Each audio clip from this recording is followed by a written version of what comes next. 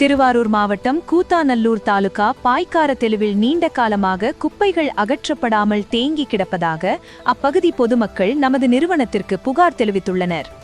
இதுகுறித்து பலமுறை கூத்தாநல்லூர் நகராட்சி நிர்வாகத்திடம் புகார் மற்றும் மனுக்கள் அளித்தும் குப்பை பிரச்சினைக்கு நிரந்தர தீர்வு ஏற்படவில்லை என பொதுமக்கள் தெரிவித்துள்ளனர்.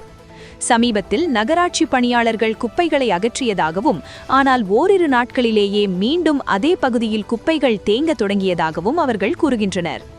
தொடர்ந்து குப்பைகள் தேங்குவதால் அப்பகுதியில் சுகாதார சீர்கேடு ஏற்படும் அபாயம் உள்ளதுடன் பொதுமக்களுக்கும் பல்வேறு பாதிப்புகள் ஏற்படும் சூழல் நிலவுவதாக தெரிவிக்கப்பட்டுள்ளது. எனவே பாய்க்கார தெருவில் குப்பைகள் தேங்காத வகையில் கூத்தாநல்லூர் நகராட்சி நிர்வாகம் நிரந்தர நடவடிக்கை மேற்கொள்ள வேண்டும் என பொதுமக்கள் நமது நிறுவனத்தின் வாயிலாக கோரிக்கை விடுத்துள்ளனர்.